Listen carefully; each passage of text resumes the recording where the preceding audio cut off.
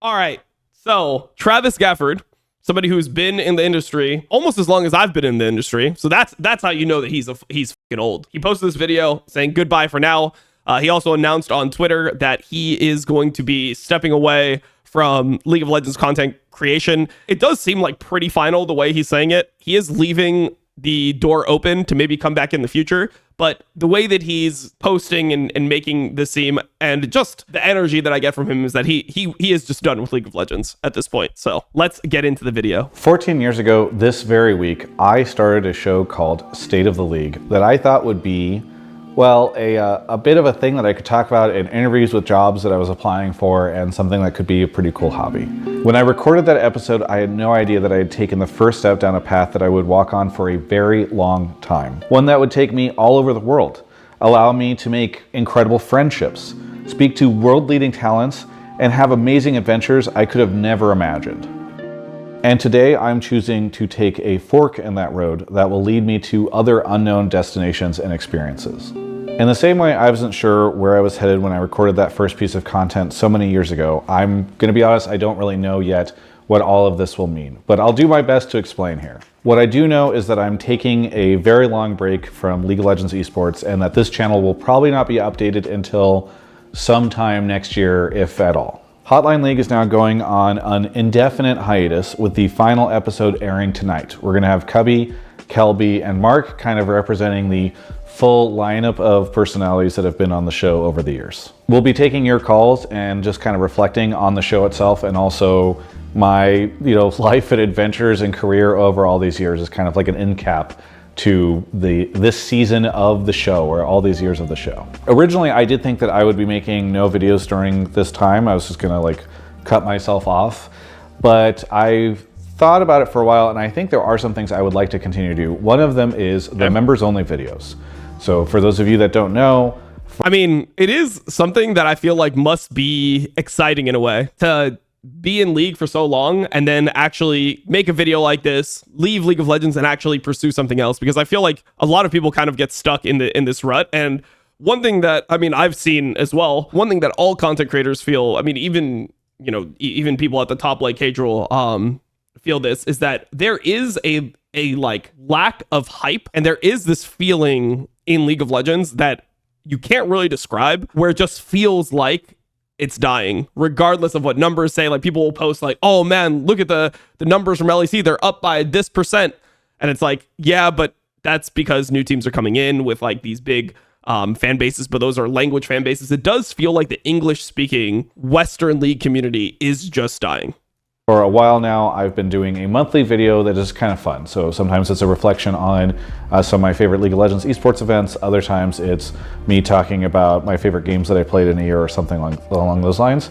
And those have been really great to do, because they don't require me to think about the content in like, what is the best thumbnail and title and all that stuff. I just kind of get to make content the way I feel like I used to.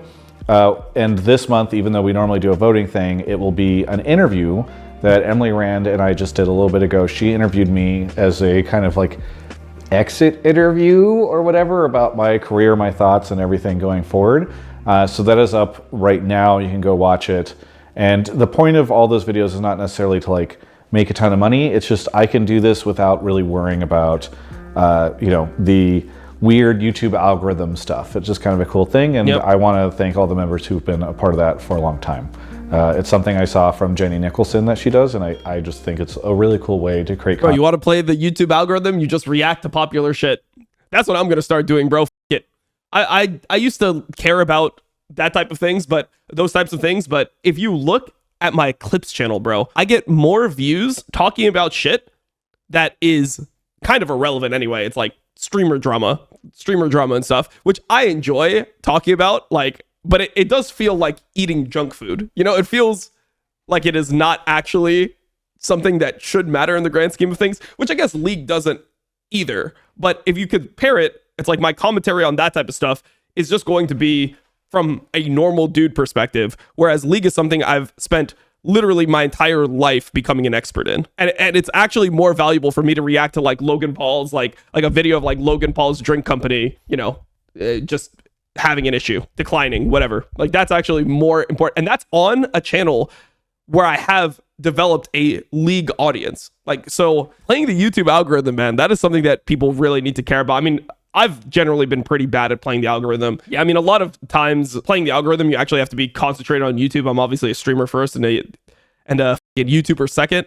but it is something that is annoying in a way, because a lot of times the things that you want to make will not be the things that will get pushed by the algorithm. You know, like, it just is what it is. For the people, the small percentage of people who watch this channel for me instead of the access to players and everybody who I got. I'm surprised there are any of you, but apparently there are. In addition to that, I have a small Riftbound channel and a small Magic the Gathering channel that I have really enjoyed uploading to. It kind of, again, reminds me of the old days of just uploading some videos and seeing what people like and experimenting with content and getting subscribers and letting people kind of organically discover that stuff. But I will shout it out in this video for the people who want to continue to see some of my content. Hello everyone. Those will probably be uploaded and updated sporadically. It'll just be something that I'm going to do whenever I feel like making a video or I feel strongly about something. So I'm not going to create any kind of like strategic schedule or whatever, but those will also be linked below if you want to go take a look at those, again, if you are interested in those topics. So what is it that I'm really doing here? I would describe it as taking an extended sabbatical. So I will not be looking to work on stuff just for the sake of working or anything along those lines. I thankfully have had your support long enough that I can afford to do this and try to figure out some other stuff in my life, which I'll talk about shortly. But for the time being, no League of Legends esports coverage. And when or if I do come back to creating League of Legends esports content, it will be as a bit of a side project or a hobby. So in many ways, this is the end of an era. I will not be working full-time in League of Legends esports going forward, unless something dramatically changes. You know, never say never, but I do think that my days doing this are over. Why am I doing? That's crazy. But he said it like kind of with a smile looking back on it, and then also just being excited for the future. I mean, making changes like this, it's got to feel good to make a change like this, you know?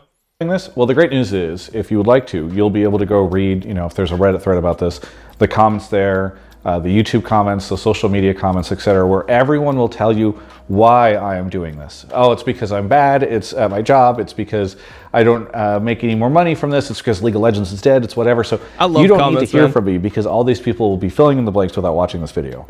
But if you would like my opinion on why I'm doing this, I have a list of different reasons that I've thought about over the period of time in which I have really considered the implications of me doing this and decided to move forward with it.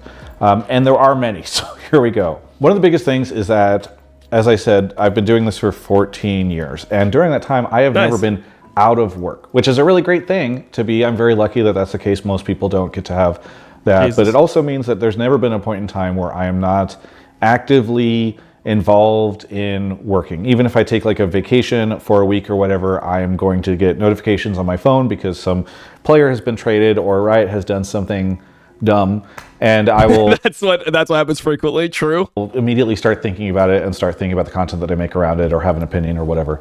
And I mean, it's not that Riot does dumb things. Like, some things that Riot does are dumb, but I think the main thing that people care about is it doesn't feel like Riot really wants the LCS/LTA North to succeed as a priority. Like, a lot of the changes come from a perspective of they just want to downsize and they want to put in low effort and low money. Like, that's just what they want. The reasoning for why they're doing it sounds dumb because they're being disingenuous about what their objectives are. Like, they don't come out and say, hey, yeah, the LTA, like LTA, LCS, we don't really give a fuck about this. Like, we're actually caring more about Valorant, which obviously they shouldn't say this, but I'm saying they don't do stuff like this. But instead, they do things that are obviously in the detriment of the league. And then they tell you that this is going to be really good for you. You know, like, they just sell you some bullshit about, man, this is going to be fucking sick, bro. Like, the pick and play phase, we got this new format. This is going to be fucking sick. Then you start watching this, you're like, the fuck is this? What do you mean? So only bad teams play good teams? Like, the CB LOL, like, I can't imagine them integrating CB LOL and LCS in a worse way than they did with LTA North. It feels like it just hurt both leagues,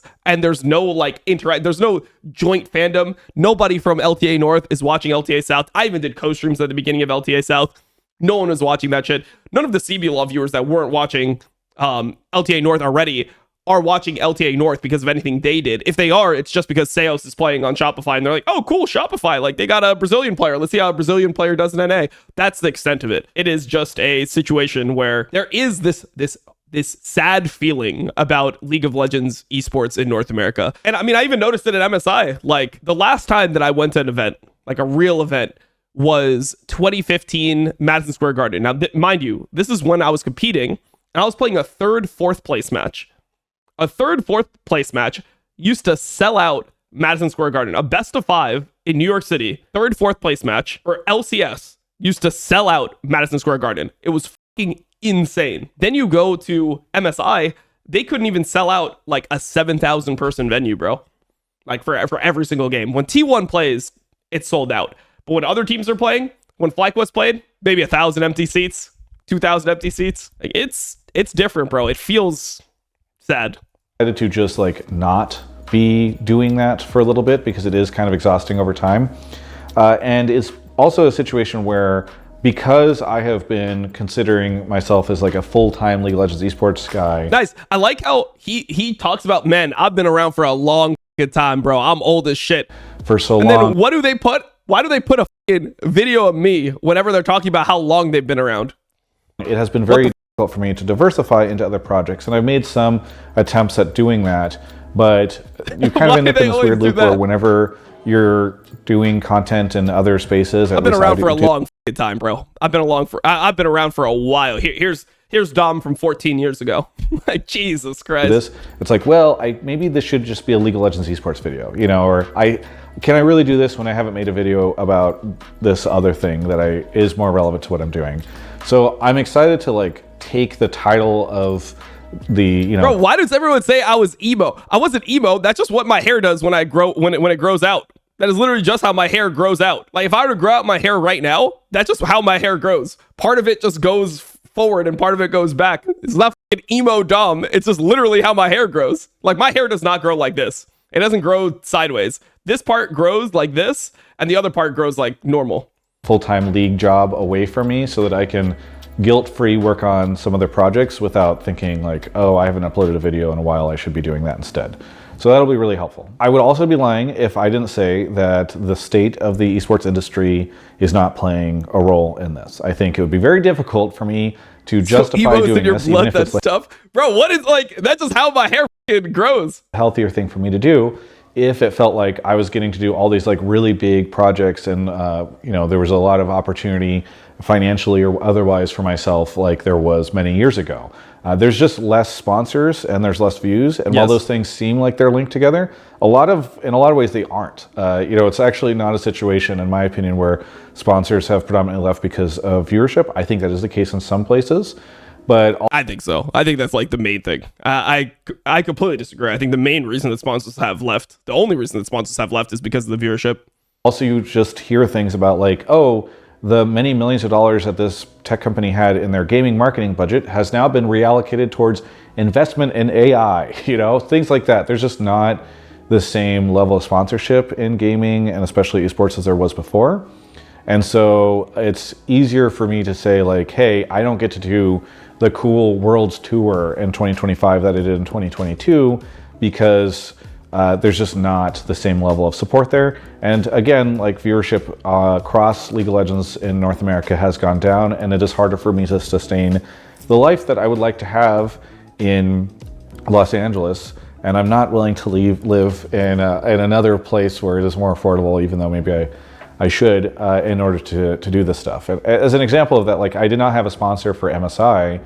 I just reached into my own savings account and paid for, you know, the production that we did there and the travel, etc. That was also, I should say, this kind of leads me to another thing, the first time that I've ever accepted travel from Riot. So it's very commonplace in a lot of industries these days for media to get a hotel situation from whoever they're working with. In the past, I didn't have to do that. This was the first time where it was like either cover MSI with a hotel that Riot provides very generously, or don't cover MSI. And so I did do that, but that also changes the nature of my relationship with Riot. Similarly, throughout my career, I didn't take money from teams, but I recently worked on Dual Land with FlyQuest. And so I think that, you know, these changes to the way in which I connect with the industry is also forcing me to feel as though, hey, like maybe the old model and the work that I was doing previously is no longer compatible with what I want to be doing going forward. While we're on the topic of unfortunate situations, I am kind of exhausted of being frustrated around a lot of the decision making in League esports. And I'm the same way, bro. I'm the same way. I never want to become one of those like bitter people who just makes like negative video after me neither. No. I would hate to do that. Video and just rails on how awful people are at, you know, some company, game publisher or whatever. And I don't think that Riot is awful or evil or anything, but I am tired of them bleeding the patient in order to cure. Draft doesn't matter, and it's Ultra Prime versus LGD. We'll just watch the game. I'm so tired of watching those types of games. I'd rather watch this legitimately. I don't think that a lot of the decisions they have made. The thing is, like, I don't even want to make negative content about League of Legends, like about the decisions in League of Legends specifically, right? Like, if you know my personality, like I have like asshole humor, you know, like that's like the type of person I am. Like people like flame me, I flame them back. Like that's the vibe that it is in chat, you know, like that's what I find funny. And like I always did that with my friends. But like the League of Legends Riot stuff is just negative consistently. Like if you just look at the decisions over the last 5 years, it is consistently negative decisions that harm the league and make the league worse and worse and worse until the point where this is like, it's getting like 15,000 views on the mainstream, you know? Like that is just what's happened. So I don't know how to look at it from a different way. Like I don't actually think that I can be honest with myself and look at it with a positive lens, because if you look at the results have been bad. So we go back to 2022, right? We go back to 2022. Co-streaming is at its peak. Everyone's loving co-streaming. Riot tried to pull back co-streaming, so they don't let you co-stream the LCS matches anymore in regular season, which is the majority of the games, right? The majority of the games occur in regular season. They don't let you do that in regular season. You go back to 2021, they do this 45 game long split over the full year. So with 8 teams making playoffs out of 10. So it's like, you're just exhausted while watching it. You look at the decisions when it comes to how they move teams out of the league, the way that they move to this LTA North format. Like when you look at the formats and how they've changed over time and things they've done with viewership and how they've tried to like market the product, it does just feel like they are doing things that are actively killing the game. I think that if they were to just have left everything, and the reason why they didn't do this is because it would have cost more money, which is their goal, obviously. If they would have left everything how it was, even in like 2022, it would be bigger than it is right now, for sure. So you can't, there's not really many ways you can view this with like a positive lens, because once you drop off in something like your league, like League of Legends, it's so fucking hard to revitalize it. You have to put in like 3 times the work, 4 times the work, 5 times the work to get back to where you were than you would have needed to just maintain.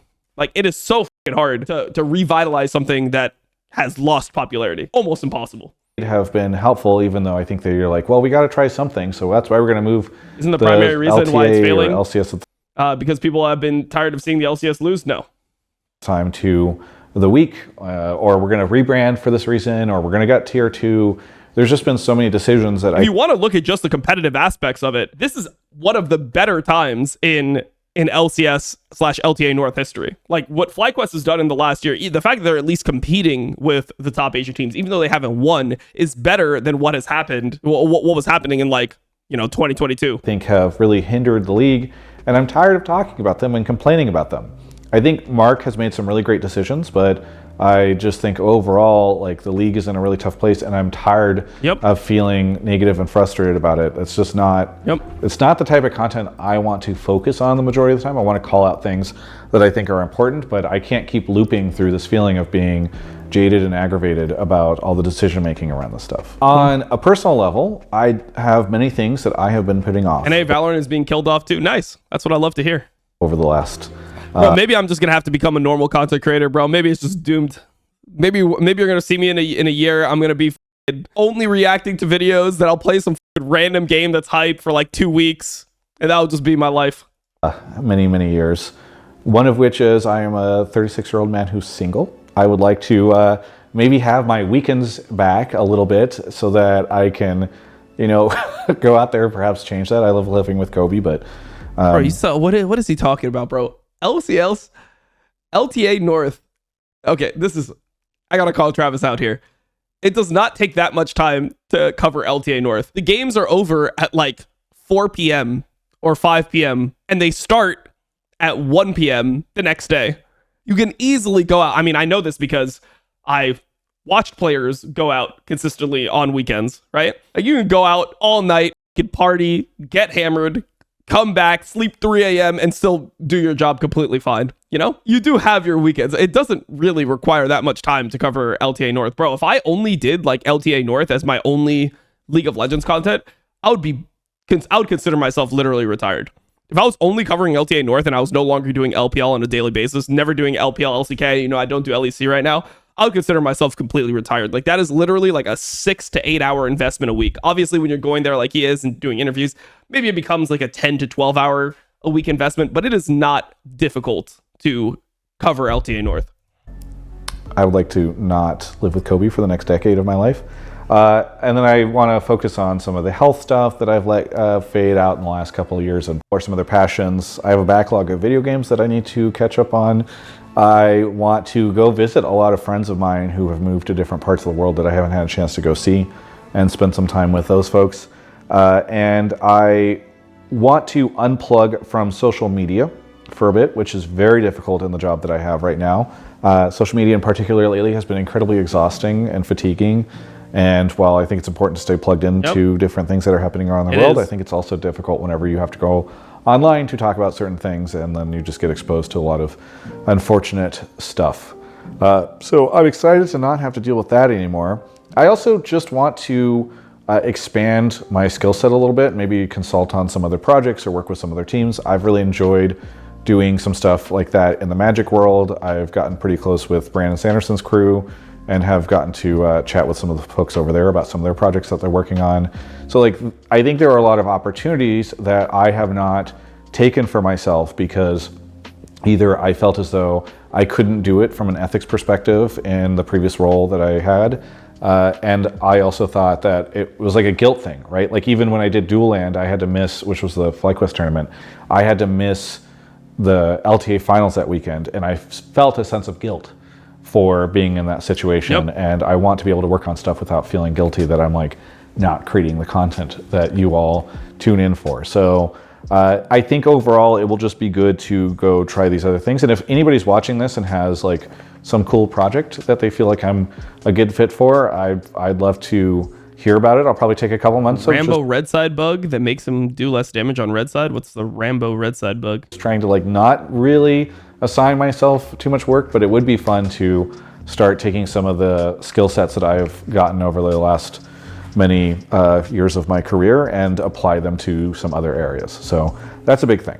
So if those are my reasons and all that is true, why not just like say goodbye completely? Well, originally when I started thinking about this, I had many iterations of it. I think initially I was like, oh, maybe I'll just leave content creation altogether. It's time for me to go get a 40-hour week. Rambo's Rumble. Yeah, I thought is he saying Rumble or is everyone just mistyping everything or what? Am I friends with Travis? No, I wouldn't say I'm friends with Travis, no. Salary job and working some office or something. And I quickly realized that was like not me. I don't think that's it. I also thought that this video, when I first conceptualized it, was that I would like leave League esports forever, at least doing content. And then a friend of mine was like, dude, Worlds is in North America next year. You're definitely going to want to do something like that. And even more recently, I went to MSI and I had such a good time and just was reminded how much I love League esports. You know, for the people online who might say like, oh, well, he lost his passion or something, it's just not true. I'm probably going to go to LTA finals as a civilian, which will be fun. And okay, I still love the space, so I still want to do stuff. I just don't want to hang up my hat completely. I kind of want to leave the door open because I think it's just too hard for me to leave this away forever, even if I have to like reconcile with the fact that I need to reallocate it within my life a little bit. Is this a sign that League of Legends esports is dead? Even Travis Gafford is getting out? I know that there's a chance, you know, first off, I'm not that important or pivotal to League of Legends esports, but I know that some people might comment that, or, you know, there's a lot of doomers and this will just kind of feed that. I don't think that is the case. I think that based off my experience at MSI, I truly believe there are a lot of North American fans who want do care about League of Legends esports and who do. Honestly, that was not my feeling from being there. My feeling was that there weren't that many North American fans. Like, I saw a lot of like Chinese fans, like people coming from China to watch MSI in North America. I saw way more of that than what I'd seen before at previous events, like, you know, previous worlds that I'd been to, than I saw of just really hyped up North American fan base. It does feel like there's just it feels like the North American fans have just gone to do something else. They're just not being served by the product that Riot is creating in North America. And again, I think Mark is doing a good job. In fact, some of the changes he's made, it's been cool to see them being picked up globally, right? Like the live patch situation, some of the ways that they make the broadcast a lot smoother, faster, and get into the games faster. So I think that he's doing a great job at the helm of that specifically. But as Aaron from China, they're straight up from there. Vancouver has a big Asian community. Motherfucker, they literally came to me and said, "Hey, I am from China. Here's a gift from China," and they gave me something. Why are you trying to tell me like where the people that I met? That, I mean, maybe they all lied to me, bro. Maybe they all lied to me and they weren't from China. But sure, whatever. It is what it is. Earlier, I think that a lot of the other decisions that people are making over there are not great. You know, the rebrand was obviously a failure, as I talked about in another video, and all that type of stuff. So like, they would literally come to me and be like, "Oh, here's a gift from China." They would give it to me. And some guy in chat, "They're not from China. It's just there's a lot of Chinese people in Vancouver." Nice, bro. Thank you. I still believe this can be big and that people can watch League of Legends and really care about it.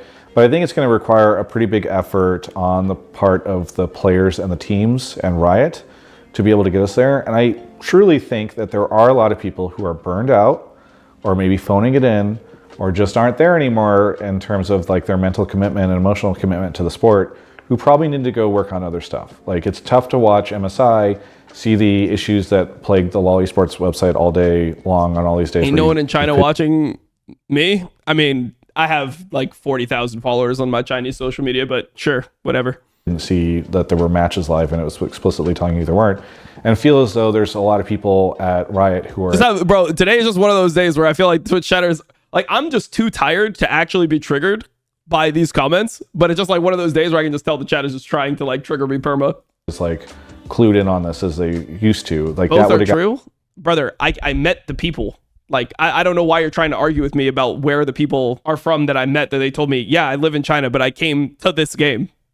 Gotten fixed in a heartbeat back in 2014. So I still have faith that this stuff can be in it's a good just place, a rage bait morning, bro. It is what it is. There, despite all the people that are like, oh, you know, everybody like aged out of it, or they just don't care about League anymore, or whatever. Like, these people do care, and they will watch something if you give them obvious signs that like this is something you're committed to. So I'm hopeful that Riot will get stuff together. And on that note, I also want to mention that while if he was really hopeful, he would probably be sticking around for the most part, you know? Be covering League, at least for a while. Drew, who many of you might know, has worked with me on video projects and all this stuff for 3.5 years now. He and I had a conversation in Vancouver where he said that he would like to try his hand at creating some of the content. In fact, you've already seen him, I think, in some of the videos that he's done elsewhere. He did a video with Team Liquid on trying to grind to like see how high he can climb and all this stuff. It was a pretty good one. So he's already been popping up in other places, but he has a YouTube channel that will also be linked below. You can go see his video where he introduces himself for those who are not as familiar with him and can learn a little bit about him. And also he details some of his plans on the content he's going to be making. I think based off of the early conversations we've been having about it, it will be different from what I make, but I also think that it will be in a good way, where it'll be much more updated to like what works in 2025 from a content perspective, because I just don't, a lot of my content that I am doing is kind of like legacy content. People don't sit down and watch like an 8-minute long interview with a player in the way that they used to anymore. So it's just another thing. I think he's going to bring in like a kind of a fresh take on all this stuff. So this is the part of the video where I would be saying thank you. And I thought for a long time about how I would do this. I even thought at one point in time I'd like scroll credits over the end of the video and play some sort of music or something. I just realized there are so many people. I've been lucky. There are so many people who I should be thanking for this. You don't do this for so long without having a long list. And some of these people are people I haven't talked to in many years, and yet I still think about how they supported me doing video work when I was at GameSpot, or some of the early pros who went on State of League whenever it was like not a show that people were watching, or the colleagues that I've worked with, the people who supported me as sponsors behind the scenes, all this type of stuff. So beyond all the pros and rioters and team staff and all these people, sponsors that have supported me through all the years, I do have two very specific thank yous. The first one is an obvious one. I do want to thank Doublelift for everything he did True. with me over the many, many years. I know that the early parts of our careers are very entwined, and we both sort of supported each other in the early days, but I truly would not be here if it wasn't for him, and would not have been here all these years if it wasn't for him coming into my life when he did. And the friendship Travis helped him so much, giving him a place to live when he was literally homeless. that came from that. So a huge thank you to Doublelift. And then the final thank you here is to all of you. I would not have been able to do this for all these years if you did not tune in and watch the content, and who, you know, leave these supportive comments, come up to me at events and say some of the nicest things. I mean, some of you have even picked up some of my hobbies and interests through watching my content, because I talk about all of them too much. And so I just want to thank you all. Even this break that I'm afforded the ability to take while I figure out what I want to do with the rest of my life and redefine sort of my relationship with League Esports, I have the privilege of being able to take that break and still pay rent and do all this stuff, because you have all supported my content throughout the years in so many different ways, either in some cases directly monetarily with, you know, support through direct contributions and Twitch subs and all these different things, but also sometimes in just giving me encouragement, because the internet can be a brutal place to be a content creator, especially these days. And if it wasn't for all of you, you know, just showing so much support on my shows and my content, the comments, and especially the people that have come up to me in person, like at MSI, it's tough for me to leave because I feel like I owe you all so much. So thank you for that. And I guess I would say goodbye for now. Damn.